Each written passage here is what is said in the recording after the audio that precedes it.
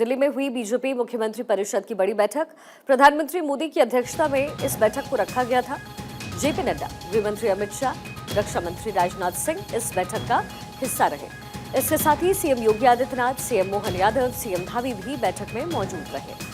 अलग अलग राज्यों के जो बीजेपी शासक हैं उनके मुख्यमंत्री और साथ ही डिप्टी सीएम भी इस बैठक का हिस्सा रहे। उप मुख्यमंत्री भी इसमें सम्मिलित रहे। तस्वीर उस समय की जब बीजेपी शासित राज्यों के मुख्यमंत्री और उप मुख्यमंत्री इस मीटिंग में मौजूद रहे। आगे की रणनीति बनाने की कोशिश की गई है, क्योंकि लोकसभा चुनाव में जो रिजल्ट सामने आए, एनडीए के लिए कहीं ना कहीं ये सोचना बहुत ज़रूरी है आने वाले दिनों के लिए कि आगे रणनीति कैसे बनाई जाए, आगे कदम कैसे रखा जाए। आने वाले दिनों में अलग अलग राज्यों में उपचुनाव भी हैं। ऐसे में उत्तर प्रदेश में उपचुनाव होने वाले हैं 10 सीटों पर, राजस्थान में उपचुनाव होने हैं 5 सीटों पर। ऐसे पे आगे रणनीति कैसी बनाई जाए, कहां विफल हुए, क्या बदलना चाहिए, इसको लेकर के यहां मंथन हुआ।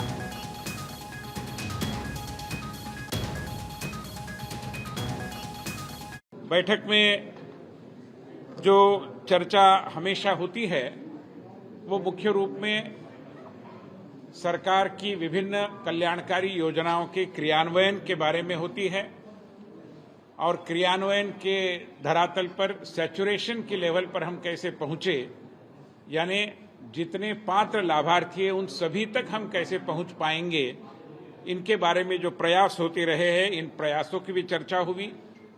साथ ही साथ माननीय प्रधानमंत्री जी ने विकसित भारत का लक्ष्य हासिल करने के लिए केंद्र और राज्य के समन्वित प्रयासों पर बल देते हुए हम कैसे अधिक गति से काम कर सकते हैं, इसके बारे में भी सभी से आह्वान किया, आग्रह किया। साथ ही साथ विकास और विरासत के विषय की भी चर्चा हुई कि विकास की विरासत और विरासत का भी विकास, ये कैसे हाथ में हाथ डालकर आगे ले जाया जा सकता है, इसकी भी चर्चा हुई।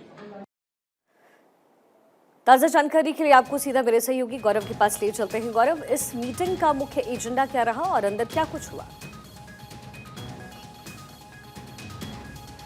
और बिल्कुल देखिए, 2 दिवसीय मुख्यमंत्री परिषद की बैठक थी जो कि आज संपन्न हो गई। तकरीबन अगर आज बात करें तो आज बैठक की शुरुआत सुबह 9 बजे से हो गई और बैठक तकरीबन 7 घंटे तक चली। और इस 7 घंटे तक चली बैठक में कल जिन मुख्यमंत्रियों ने अपना प्रेजेंटेशन नहीं दिया था उन्होंने अपना प्रेजेंटेशन दिया। और बैठक के बाद अगर हम बात करें भारतीय जनता पार्टी के वरिष्ठ नेता, पूर्व राज्यसभा सांसद, इस वक्त भारतीय जनता पार्टी राष्ट्रीय कार्यकारिणी के प्रमुख चेहरे विनय सहस्त्रबुद्धे ने मुख्यमंत्रियों की जो ये पूरी बैठक थी उसमें क्या कुछ निष्कर्ष निकला उसके बारे में बताया। सबसे बड़ी बात यह है शिखा कि जिस तरीके से प्रधानमंत्री नरेंद्र मोदी विकसित भारत 2047 के लक्ष्य को लेकर के चल रहे हैं, उस लक्ष्य को साधने के लिए बहुत तप करने की जरूरत है और तमाम जो सरकार की योजनाएं हैं उन योजनाओं का किस तरीके से धरातल पर क्रियान्वयन हो रहा है उसको समझना बहुत महत्वपूर्ण होगा। इसके अलावा मुख्यमंत्रियों को ये भी अपने संबोधन में प्रधानमंत्री नरेंद्र मोदी ने कहा कि ज़्यादा से ज़्यादा वो समय उन योजनाओं को प्रसारित करने में लगाएं। सोशल मीडिया प्लेटफॉर्म का यहाँ पर प्रधानमंत्री नरेंद्र मोदी ने जिक्र किया कि किस तरीके से आप सोशल मीडिया प्लेटफॉर्म का उपयोग करें। सरकार की जो जन कल्याणकारी योजनाएं हैं उसको जन जन तक पहुँचाने के लिए किस तरीके से आप सोशल मीडिया का उपयोग कर सकते हैं। और इसके लिए सोर्सेज हमारे बता रहे हैं कि एक सेशन भी कुछ देर के लिए कराया गया, एक डेमो दिया गया कि सोशल मीडिया का इस्तेमाल किस तरीके से करना है, सकारात्मक खबरों को लोगों की तरफ बढ़ाना है और नकारात्मक विचारधारा वाली खबरों से दूरी बनानी है। इसके अलावा मुख्यमंत्रियों के साथ बातचीत में प्रधानमंत्री नरेंद्र मोदी ने यह भी मंत्र दिया कि जिस तरीके से मिशन 2047 पर हम काम कर रहे हैं, 13 राज्यों के उसमें मुख्यमंत्री शामिल थे, उन सभी लोगों को दिशा निर्देशित किया गया कि राज्यों में जो योजनाएं लाभकारी हैं, चल रही हैं, उनका फीडबैक कैसा है। मुख्यमंत्रियों ने लिखित तौर पर उसका एक फीडबैक दिया है और उम्मीद जताई जा रही है कि जिन राज्यों में जन कल्याणकारी योजनाएं काफी अच्छे तरीके से चल रही हैं उनको बाकी के राज्यों में लागू किया जाएगा। इसके अलावा गुजरात की तारीफ की गई है, क्योंकि प्रधानमंत्री नरेंद्र मोदी की अगर बात करें, जब वो गुजरात के मुख्यमंत्री थे उन्होंने सोलर पे बहुत काम किया था वहां पर मुख्यमंत्री रहते हुए, और उसके बाद भी गुजरात में सोलर का बड़ा इस्तेमाल हो रहा है। जो ऊर्जा की सोलर ऊर्जा की बात करें, गुजरात की तारीफ की गई है। छत्तीसगढ़ के मुख्यमंत्री के भी योजनाओं की तारीफ यहाँ पर बैठक के अंदर हुई है। उत्तर प्रदेश की अगर मैं बात करूँ तो उत्तर प्रदेश के जो डिप्टी सीएम थे वो भी मौजूद थे और उत्तर प्रदेश के मुख्यमंत्री योगी आदित्यनाथ भी मौजूद थे। हालांकि योगी आदित्यनाथ ने कल अपना प्रेजेंटेशन आश्वासन दे दिया था, लेकिन आज जब बैठक खत्म हुई, ऑफ द रिकॉर्ड जो बातचीत होती है उसमें केशव प्रसाद मौर्य काफ़ी आश्वस्त नजर आए उत्तर प्रदेश को लेकर के, क्योंकि कल उत्तर प्रदेश का विधानसभा का सेशन शुरू हो रहा है और उसके ठीक पहले आज शाम 4 बजे एक बैठक भी उत्तर प्रदेश में होने वाली है जिसमें योगी आदित्यनाथ शामिल होंगे। तो यूपी में सब कुछ ठीक है पूछने पर उन्होंने कहा ऑल इज वेल। यानी हम समझ सकते हैं कि आने वाले दिनों में जो यूपी में राजनीतिक उठापटक चल रहा था उस पर भी कहीं ना कहीं थोड़ा पूर्ण विराम इस बैठक के बाद लगता हुआ दिखाई देगा। इसके अलावा अगर हम बात करें जिस तरीके से यह बैठक हुई है, इसमें सबसे महत्वपूर्ण बात यह है कि आने वाले दिनों में जिन राज्यों में जो चुनाव होने हैं, जो चुनावी राज्य हैं, वहां पर किस तरीके से ग्राउंड पर जाना है, क्या क्या कैसे कार्यकर्ताओं को जोड़ना है, और ये तमाम ऐसे महत्वपूर्ण विषय थे जिस पर बातचीत हुई है। और ये बात करें मुख्यमंत्री परिषद की, साल में अगर 2024 की मैं बात करूं तो ये दूसरी बैठक थी और समय समय पर इस तरीके की बैठक है वो होते रहती है। तो इस बैठक के बाद इतना तो तय है कि अब प्रधानमंत्री नरेंद्र मोदी ने अपने विजन को बिल्कुल स्पष्ट कर दिया है। वो लगातार इस बात को कहते आ रहे हैं कि 100 दिनों का रोड मैप मैंने तैयार करके रखा है, यानी कि अब 100 दिनों के उस रोड मैप पर मुख्यमंत्री जो है वो उतर चुके हैं। गौरव, 100 दिनों का ये रोड मैप, लेकिन क्या इस मीटिंग में कोशिश ये भी की गई है कि सामंजस्य जो है आपस में बिठाया जा सके? क्योंकि उत्तर प्रदेश में हमने देखा योगी आदित्यनाथ हो और जब भी वो मंच पर आए उन्होंने साफ तौर पर कहा कि गलती कहाँ हुई है। यानी कि बहुत सीधी सी बात है कि टॉप पर बैठे हुए जो लोग हैं उनके साथ राज्यों के समावेश को लेकर के और उनके बीच जो बातचीत है, क्या इसको कोट करने की कोशिश बीजेपी की तरफ से की गई है? देखिए, ये बार बार एक बात होती है कि सरकार और संगठन की हम बात करें, जिस तरीके का एक बयान निकल करके आया था केशव प्रसाद मौर्य का कि संगठन बड़ा है। निश्चित तौर पे भारतीय जनता पार्टी इसी प्रक्रिया के तहत आगे बढ़ती है। और एक जो मेरे सोर्सेज बता रहे हैं कि इस बैठक में एक जो फीडबैक लिया गया पीएम के तरफ से, उनके राज्यों में क्या स्थिति है, क्या चल रहा है, इसमें एक बात, एक हिदायत के तौर पर दी गई है कि आप अपने अपने राज्यों में जो सरकार की जनहितकारी योजनाएं हैं उसका प्रचार प्रसार करें, लेकिन इस तरीके की जो खबरें निकल करके आती हैं, खास करके जिन खबरों से पार्टी की छवि खराब होती है, ऐसे खबरों से बचें, ऐसी घटनाओं से बचें, ये एक हिदायत जरूर दी गई है। इसके अलावा आप देखिए उत्तर प्रदेश में उपचुनाव होने हैं 10 विधानसभा सीटों पर, उसकी क्या तैयारी है, उसका एक रोड मैप जरूर पीएम के सामने समक्ष प्रस्तुत किया गया है कि इस बार क्या तैयारी है।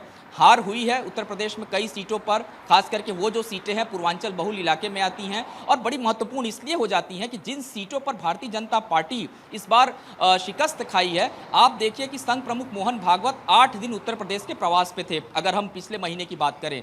ये वो हिस्से वाली सीटें थी जहां पर भारतीय जनता पार्टी को बहुत नुकसान हुआ है, और मोहन भागवत का जो प्रवास था वो एक फीडबैक के तौर पर भी संघ लेकर के चल रहा है। और बीजेपी को भी लगता है कि ग्राउंड पर क्या कमी रह गई थी, उस पर किस तरीके से काम करने की जरूरत है। यानी कि संगठन ग्राउंड पे काम कर रहा है और संगठन के साथ कोऑर्डिनेशन किस तरीके से रखना है, ये सभी को इस बात के लिए प्रधानमंत्री नरेंद्र मोदी द्वारा हिदायत दिया गया है। क्योंकि इस बैठक में संगठन मंत्री बीएल संतोष भी मौजूद थे, तो जाहिर सी बात है इन सभी विषयों को मुख्यमंत्रियों के समक्ष बहुत सख्ती के साथ रखा गया है। और अब देखने वाली बात होगी कि किस तरीके से राज्यों में इसका इंप्लीमेंट देखने को मिलता है। इसके अलावा आज एक सबसे महत्वपूर्ण बात यह भी रही कि मुख्यमंत्री परिषद की बैठक थी, लेकिन इसमें केंद्रीय शिक्षा मंत्री धर्मेंद्र प्रधान को भी इनवाइट किया गया था। और धर्मेंद्र प्रधान ने नई शिक्षा नीति को लेकर के अपना एक जो प्रेजेंटेशन है वो मुख्यमंत्रियों के समक्ष भी रखा। प्रधानमंत्री उस वक्त वहां मौजूद थे और उसके बाद वो निकल गए। यानी कि बहुत साफ है टारगेट, किस तरीके से काम करना है,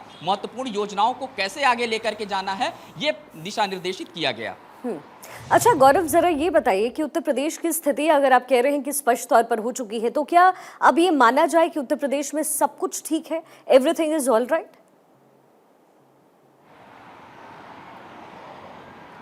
देखिए, उत्तर प्रदेश की स्थिति को समझने के लिए साफ तौर पे अगर हम देखें, इससे पहले भी केशव प्रसाद मौर्य जब दिल्ली आए थे तो केंद्रीय कार्यालय में तकरीबन 4 घंटे की बैठक हुई थी। और बैठक में बहुत सारी बातों पर चर्चा हुई थी, लेकिन उसके कुछ ही घंटों बाद से नतीजे कुछ अलग ही निकल करके आए उत्तर प्रदेश में। लेकिन इस बार की जो बैठक हुई है इसमें कोशिश ये की गई है कि कम से कम अब चूंकि उपचुनाव नज़दीक आ रहे हैं, उसकी तैयारियों में ज़्यादा से ज़्यादा लगें, कार्यकर्ताओं के साथ तालमेल बैठाएं। और दोनों ही डिप्टी सीएम को साफ तौर पे एक हिदायत दी गई है कि किस तरीके से पार्टी के गाइडलाइन को फॉलो करना है, संगठन और सरकार दोनों में तालमेल कैसे रखना है, ये बखूबी आप लोग जानते हैं, और उसको कैसे धरातल पे करना है वो इस बात को समझ रहे हैं। केशव प्रसाद मौर्य की अगर आप बात करें तो केशव प्रसाद मौर्य लगातार दिल्ली दौरे पर रहे हैं।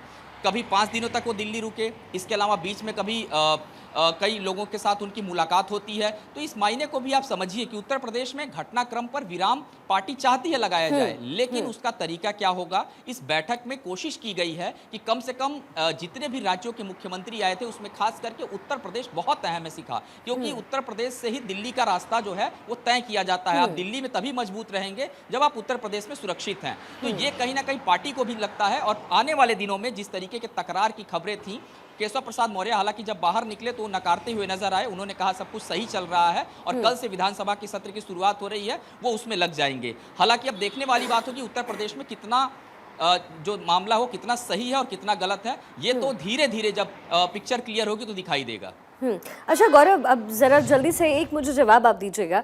बहुत सारे सेंटिमेंट्स जो हैं क्रिएट किए गए विपक्ष ने, जैसे कि आपका संविधान का मुद्दा हो गया, आरक्षण का मुद्दा हो गया, इसको चुनावी मुद्दा बनाते हुए जो वोट बटोरी गई है विपक्ष की तरफ से, ये सारी चीजें हो गई। क्या ऐसा लगता है कि इस मीटिंग के बाद जो परसेप्शन है बीजेपी को लेकर के जनता के बीच जो कि विपक्ष ने बनाई है वो दूर हो जाएगा?